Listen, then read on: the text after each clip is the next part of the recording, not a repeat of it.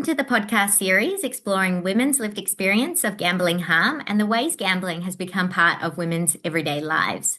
This series is part of a broader project looking at how gambling can often feel hard to avoid, showing up in places where women socialise, connect, celebrate, and go about their daily lives. My name is Dr. Simone McCarthy, and I'm a public health researcher at Deakin University. My research focuses on the commercial determinants of health, particularly how industries like gambling shape everyday environments and experiences of harm for women. Today, I'm joined by Anna Martin, who is a lawyer, workplace relations specialist, and lived experience advocate working in gambling harm. Anna has been involved in national advocacy and reform efforts for many years, including through the Alliance for Gambling Reform and a range of grassroots advocacy initiatives focused on gambling harm. Drawing on her own experiences of recovery from gambling harm, Anna recently founded the Untangled Project, which aims to create supportive spaces for women to recover, connect, and advocate for change. As part of this work, she's currently developing a community-based documentary highlighting women's lived experiences of gambling harm. Thank you so much for being here today, Anna. Good afternoon. Thank you for having me. Before we get started, I just wanted to acknowledge that today's conversation may touch on experiences of gambling harm, mental health, and recovery. Please take care while listening, and if anything discussed raises concerns for you, support services are available. So to begin, Anna, I'd love to start by hearing a little bit about your life and what life looked like for you when gambling sort of became part of that. Of course. So gambling for me started, I guess, it was a theory before it became a practice. So my family, like many other Australian families, lunch at the pub every weekend. We went to the same pub every Saturday for lunch with my mum and my brother and my grandfather. And pokies were behind a glass screen. And like lots of people I've spoken to, as a teenager, fascinated by laughing and whistles and bells and lights and the mystery of what was going on behind the glass screen. And when I turned 18 on my 18th birthday, went back there finally with my grandfather, and I would say developed an issue fairly quickly. Had a big win, and a big win for me at 18 was a few $100s because it was more than I made in a week working, and it just built up from there. Yeah, and so it was really part of your everyday routine going to venues that had gambling products. Yeah, I mean, I certainly once a week for the family lunch. And when I remember as a kid, my brother and I, when we got good results in school or we had a birthday, instant scratchy money tickets were always a feature of my childhood. And I'd associate them with a level of reward for, like I said, a good school report or a birthday or something like that. Yeah, right. So part of that celebration. Yes, definitely. So how did gambling become something you engaged with more regularly? So I think for me, as I went through my university studies, I studied at a university in the middle of the city in Adelaide, where I live, and it was easy access, and it was something that was a place where I felt safe. So my entire adult life have had varying degrees of mental health symptoms that are now luckily very well managed. But at various points used gambling as a coping strategy, and it was ease of access. It was a place where I felt safe and I didn't have to explain myself to anyone or justify why I was there. And it, unfortunately, as my symptoms fluctuated, so did my issue. And how would you define gambling harm and what did this look like for you? For me, it was spending more than I could afford. It was seeing my classmates at uni come back from the shopping mall strip, which is kind of near the uni in the city, with shopping, and I would come back with no money because I would gamble in my breaks from uni. It was concealing how much I'd lost. It was telling people I was somewhere else when I was gambling. And for me, gambling harm, I guess the personal definition of gambling harm for me was how gambling impacted on my relationships, my life, and my ability to cope Can you talk to negatively. us? Yeah, can you talk to us more about that, how it impacted your relationships, if you feel comfortable? Yeah, of course. So I'm not proud of it, but I've lied to everyone I love about my gambling. I concealed a lot of my true emotions from the people closest to me, like my mum. I only told her about my gambling issue last year, after being clean for almost 10 years and after doing national advocacy, national visible advocacy on behalf of other people. Um, I also hid it from most of my friends and my brother. And it was because it was for me, and still is some days, a hugely shameful part of my life. And my job requires me to fix problems and provide advice from a position of trust. And that was exactly what I felt like I wasn't doing. Yeah. And were these impacts um, people around you didn't fully see or notice? I wouldn't have let them see. I Mm. became very good at concealing what I was doing. And I became very good at putting on an air of everything being fine when it wasn't. And it was when no one else was around or one or two sort of trusted people in my life that I would really convey what was going on. So I guess the answer to your question is I don't think anyone could have known. And that's what I said to my mum when she said that to me is how come I couldn't see it? I said I didn't Yeah. let you and you never would have. Did you recognize it yourself as gambling harm? I did. I always knew there was a cycle of behavior that I was in that wasn't constructive. I just couldn't stop it. And I tried everything. I tried counseling. I tried giving people my cash. I tried budgeting providers. I tried self exclusion, which ultimately was what worked for me. But I had to have a couple of goes at it before I got it in a format that was right. Um, yeah. Did did the normalization of gambling or how normal it was for your family to play the pokies, did it make it harder to um, recognize the harm at the time?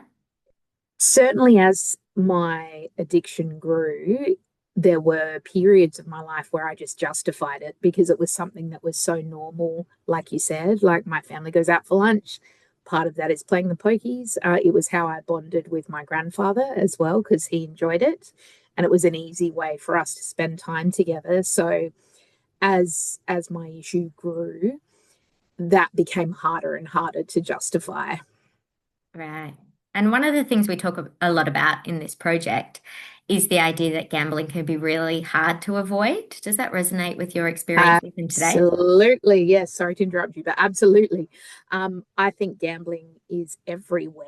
I think it's in every city, in every suburb, in every hotel, in every shopping center. You can't get away from a Keno screen or somewhere that sells scratchies. And if you pick up your phone, it's an easy pathway to online betting now as well. So it is incredibly pervasive and very prevalent to me. And you said about self-exclusion and you had to have a couple of goes. How did that work out? So I had the first time I tried to self-exclude, I self-excluded from all the venues close to where I worked because I worked in the middle of the city in Adelaide at the time and on my way home. But it became very easy to sort of just drive a bit more and you'd be at another one. So that was my first attempt is just doing it in the pathways in my life where I was the most often. The next attempt was broadening that circle, but still being aware of the venues that I was self excluded from. So, again, you just get in the car, drive a little bit more, and you're fine. The way that I did it that stuck was I asked the provider that does self exclusion here not to tell me the venues that I was excluded from unless I phoned up 3 times and asked for the information because the first time I did it, a list of venues was in my inbox, my email inbox in 15 minutes. And I went, I don't think that's safe for me. So that's the structure I set up to make sure it was. Yeah, right. Because if you knew which ones you were excluded from, you would find the other ones. Absolutely. And I guess that matches up to sort of the research that we have looked into, and it's without that comprehensive self-exclusion of all places, then it becomes ineffective. Mm-hmm. Um, do you think the constant exposure changes how people think about gambling over time? I do. I think it's, as I said before, like any shopping center you walk into, there's ads for lotteries and Keno.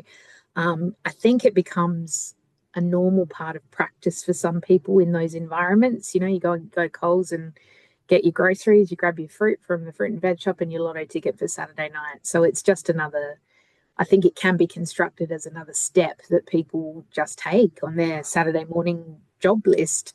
So I think that kind of a format has led people to go, oh yeah, got the groceries, got the fruit and veg, got the lotto ticket, can go home. I've done all my errands now. So it really has become, to me, an incredibly normal part of life for a lot of people. Yeah, and you mentioned that you would go for family dinners at the pub. I'm curious how that changed. Perhaps it was when you got older, but when you self-excluded, could you still go to places to out for dinner with family? How did you manage that? I self-excluded after the family dinners kind of stopped. So Yeah, you're right. I was older. But there's certainly been occasions where I've been in pubs with friends or at work events where I've had to just be careful about where I've gone in a venue. And part of the reason why I've self-excluded is because it's not a great look for a lawyer to be found in a venue that they're excluded from. So it took me putting my professional reputation on the line, I guess, to make it Mm. stick too.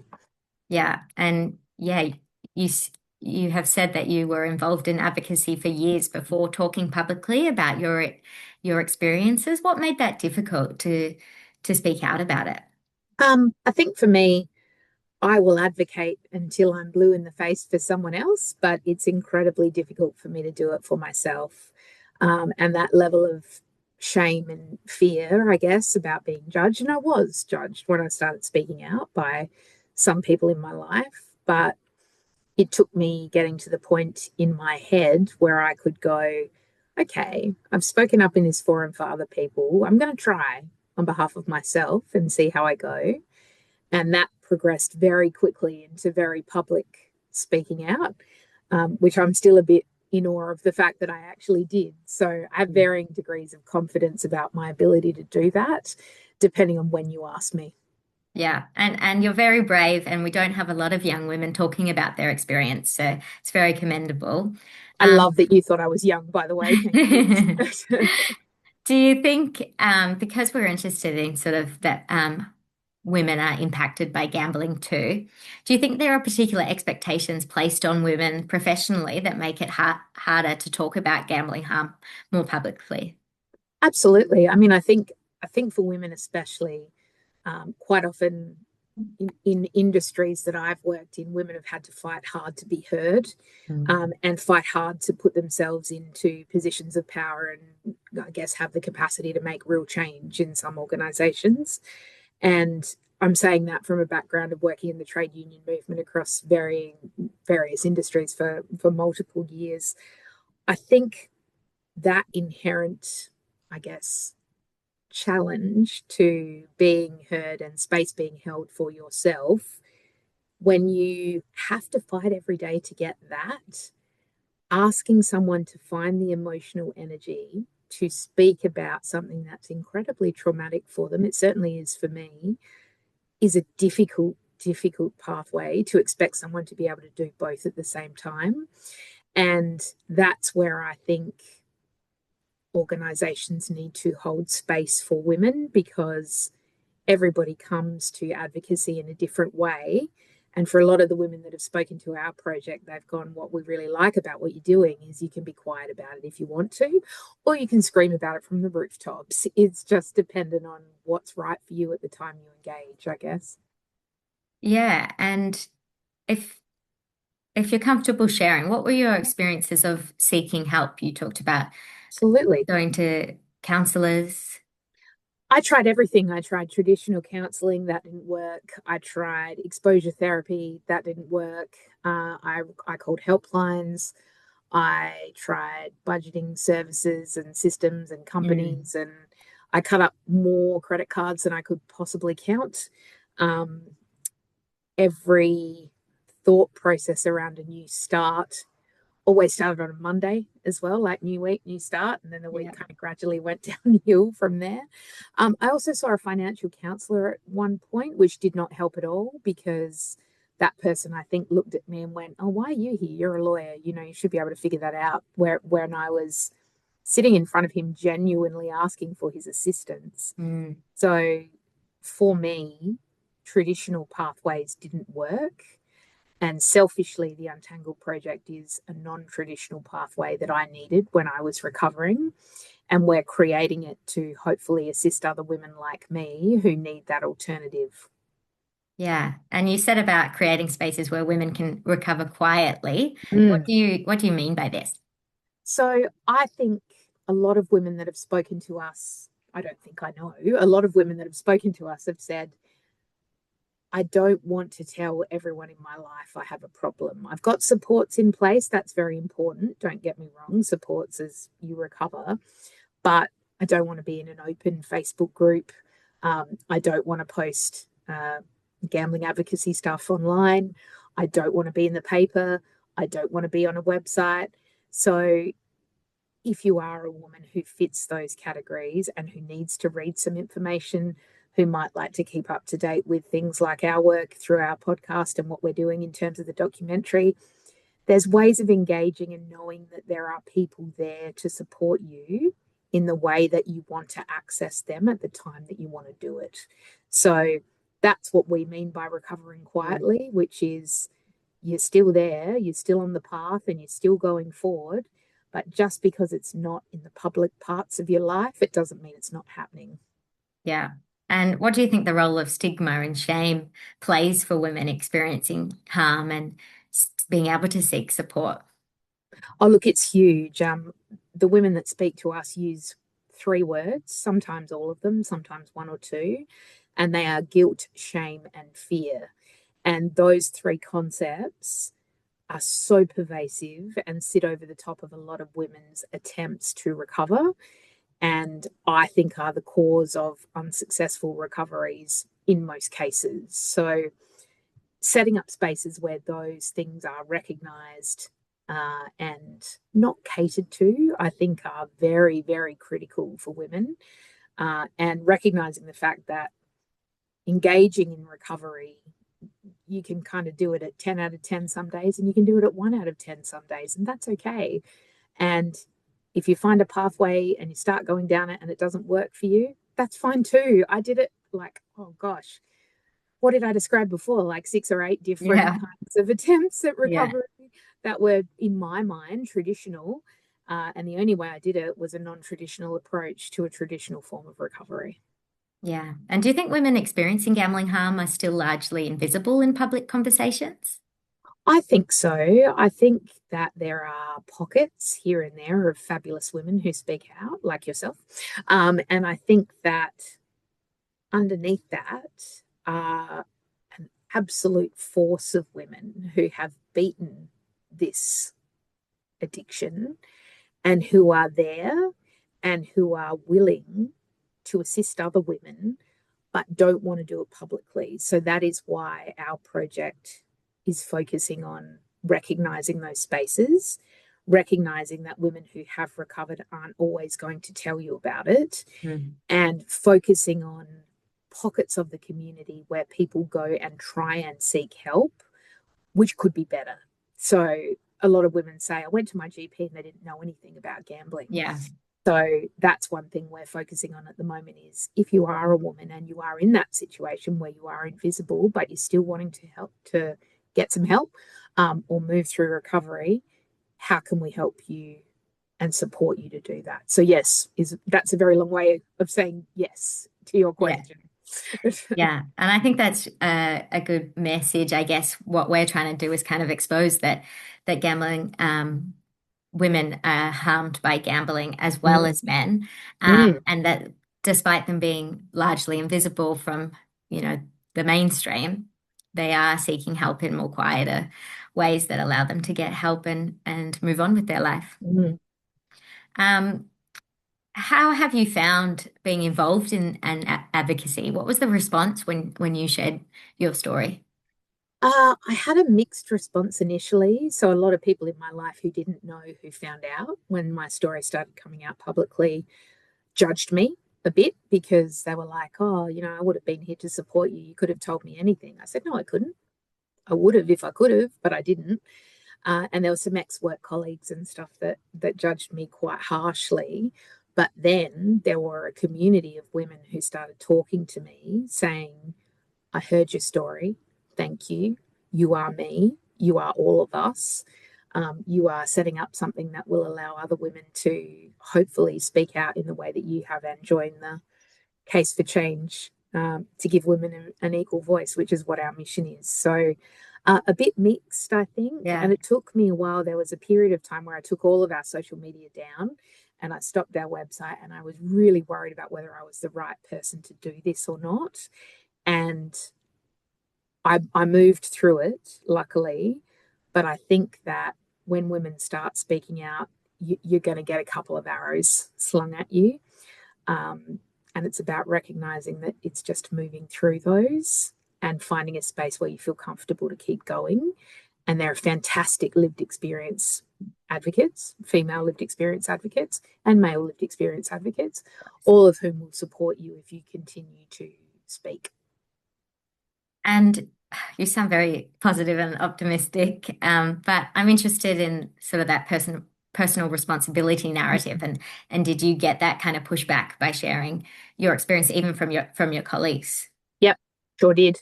Um, a lot of judgment because I was a lawyer, and Mm. lawyers don't have problems like these. Yeah, right. Um, and a lot of, it hasn't affected my career at all, speaking out like I have, in terms of the opportunities I've been able to access. That's In great. fact, my current workplace is incredibly supportive, and my work team came to the last event that we ran. But I do think there's a level of judgment, but I mean, I'm heavily tattooed and I get judged for that too. So, got to make it interesting. Why not? Yeah, yeah, and the work we're doing at the moment is trying to reframe that it is the environment, it's the normalization of gambling in social spaces, it's Australian culture that's around gambling, and of course the commercial advertising that sort of pushes people into gambling in the first place. Did you want to comment on those impacts? Um, I mean, the advertising's a quite a Mm, topical angle at the moment, isn't it? I'm coming into the whole sort of discovering how companies are using influencers at the moment. yeah. I that was an area that I had no idea about. So I think that companies are clever, Mm, and they look at target markets and they pitch things to ensure people that aren't, oh, sorry, that's probably not right. People that aren't always captured have something in front of them that looks pretty tempting. So that's one thing that I'm very interested in at the moment, as well as how kids through online games engage in kind of quasi forms of gambling, right. like spinning the wheel when you get to a bonus round in a game is one thing that keeps popping up. So the public normalization in terms of advertising is a really, really topical issue, but also one that really, really needs urgently addressing, I think. hmm And I was just thinking then about the advertising and normalizing it for young people and women going um, sort of that next generation. What do you think about then that perhaps gambling harm or experiencing harm is still seen as taboo? We know it's normalized for women to engage in gambling, but putting your hand up and saying, I have a problem, there is that stigma. Mm, absolutely. Yeah, and I wanted to give you a bit of more of an opportunity to talk about the Untangled project and Sure. what inspired you to do this and what motivates you in this space. Yeah, no problem. So the Untangled project was born, I guess. Uh, there were two reasons why it was born. The first one I've talked about already, which was creating what I felt I needed when I was recovering. And the second one was it came off the back of some of the national advocacy that I did, helping out a guy who was setting up an organization for young men primarily, and his view was very much we've got to be proud, we've got to be out there, everything's got to be available for everyone, and everyone has to be vocal about the fact that they have an issue. Yeah. And as I was going through assisting him setting up his structures, I said, mate, this is great, but you're missing a lot of people who you could potentially be helping by being insistent on the fact that these things are open and visible to everyone in the lives of the people that might come and seek help from you. And he was very firm on that. And that was his view about how best he could run his Mm. advocacy. But it led me to look at mine and go, okay, I'm going to scan the market here like a lawyer and see where the gaps are. And this was a big one for me. I know there are similar organizations internationally and also in Australia, but within our environment in South Australia, nothing exists for women that I can see. And I'd Mm. love to be proven wrong because I'd love to work with them if it does. Yeah. But it started it started with me creating an online presence because I do this around a full-time job and it's not Hmm. easy. My board members are used to receiving emails from me between 4 and 7 a.m. because that's when they get Wow. done. And I started by doing the online presence.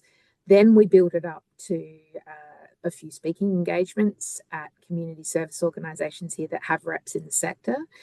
Then I got the idea for the documentary, and we were in the right place at the right time and have secured a small grant to make that happen. So, rounding the editing hurdle at the moment and trying to get it ready for um, the end date of our grant period, which is at the end of the year. So, that is the big project for us at the moment. Hmm. So there's details on our website about that, and if people who are listening would like to become involved. But the next steps for us are solidifying partnerships here in South Australia with organisations that think like we do. So, for example, this week I met with Relationships Australia and I also met with the Zara Foundation, both of whom have got fantastic services for women here in the gambling space. I'm also looking to work a bit more with Community Centres SA, who have some amazing facilities and have had some great conversations with potentially setting up structures that will allow people to see community centres as a fantastic resource and place they can go if they're not wanting to engage with the gambling industry. So, trying where I can as well to help out in academic research and studies and um, balance that with all the other bits of my life. So, I love it. It's great. It is difficult sometimes to fit everything in, but it is Hmm. also it is also difficult to look at your trauma in the face and Of course. create things that you hope will help other people. But when I first started this, I remember saying to a very good friend of mine, if I help one woman, I've won. One woman who doesn't put herself through what I put myself through because we exist, we's in the project. Fantastic. So that's my goal. That's fantastic. And what do you wish more people understood about women's experiences of gambling harm? That guilt, shame, and fear are powerful, powerful beasts. And women sometimes don't know how to say they need help. Mm. And that doesn't mean their perspective isn't valid because they can't vocalize what the problem is. So that's number one. Number two is any woman who speaks about this is not a case study and they're not a statistic. And that's where I think a lot of help services go wrong is looking at women like they are a case study or a statistic and trying to fit people into boxes of therapy that don't work. And number three is if you have someone in your life who is experiencing gambling harm, male or female, the best piece of advice I can give you from being a lived experience advocate and also supporting someone else through gambling harm is meeting people where they are. And that sounds cheesy, but putting your expectations around how that conversation should happen on someone who might be at the lowest of the low isn't going to be successful for you or them. So recognizing the fact that communication mechanisms that work for you, that you try and apply that don't work, might mean you need to go back to the drawing board and reassess how you talk to people. Yeah, that's a really great message. And definitely a goal out of this work is that this resource can be for someone who knows someone who might be a woman experiencing gambling harm and want to educate themselves and listen to conversations of people who have are sort of at the other side of the harm to learn how to unpack that sort of thing. And that help is available for them as well. Mm, There's absolutely. this might be sort of similar question. What do you hope women who are struggling with gambling harm take away through from your work in the Untangled project? Well, that's an easy one. Um, there's probably three things. So number one, recovery isn't going to be perfect and it's not going to be linear. And some days you'll feel like you can't do it, and that's okay. Number two is do not feel like you have to tell people in your life that you have this issue until you are ready. The big caveat on that, though, you do need support around you as you are recovering. And there are great supports that are external to people's families and lives that are out there. And number three is the ultimate goal of the Untangle project is to build and nurture a safe space for women who are experiencing these issues or helping someone else through it, to allow them to either speak quietly or shout with us from the rooftops about the fact that locally, nationally, and internationally, sometimes women's voices aren't heard as equally as men's. And we are thinking outside the box and we are engaging with as many people as we can to create safe spaces to allow that to equalize. That's amazing. I wanted to lastly touch on thinking about the ways that we could sort of denormalize gambling. And you mentioned your experiences of already knowing the pokies and being in those venues, and perhaps that made you feel like you could go and be there on your own. Do you have any ideas of how to denormalize gambling as part of turning 18? Yeah, I think that's a really good question. I think for me, and I can only probably speak about it from my life, and we'll see Yeah, what comes out after that. yeah. Um, if the gambling part of the hotel that we went to wasn't so visible, and I know that there's been moves within our community to make pokies less visible and put them away from the main part of the hotel sometimes, that would have helped me. I think that the way that cigarettes are sold, so you know how cigarettes are, well, anyway, here, cigarettes are behind doors where you can't see the packaging. The visual Mm, element of gambling is a huge motivator, I think, whether you know that psychologically or not. So, mhm. making gambling look less interesting, I think it would be a big one for younger people. And the final one, I guess, that I would focus on is when I don't think it will be an easy journey to make gambling venues less common because they're Mm, everywhere and lots of forms of gambling are accessible to people 24 hours a day.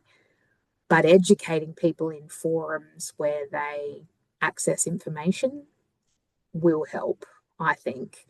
And whether that's Instagram Reels, whether that's TikToks, whether that's Discord servers, whether that's people at rallies, it's about thinking outside the box, I think, and having that information available to people where they access it. yeah, that's a great idea. And the other thing I was thinking about is, and I'm interested in your experience in South Australia, is about dining venues that have poker machines. Is there places you can go that don't have poker machines? Is that something we could Oh, sort of I'd love that. champion? Mm, Yeah, I'd love that. I think you're right. I mean, it'd be great if there could be a cap on the number of venues in a suburb that have poker machines. That's certainly not the case where I go here. There are a handful of venues with no pokies. Um, Shout out to the Gilbert Street Hotel. That's a great one. that's a local, nice. And they focus on live music. They focus on families. They focus on gardens. They focus on um, that hotel, for example, had a lot of board games the last time I was in there. So, um, alternative, and it sounds bad to call it alternative, but different uses of hotel spaces Mm, other than profit gambling, and focusing on the community aspect of a venue rather than the isolating aspect.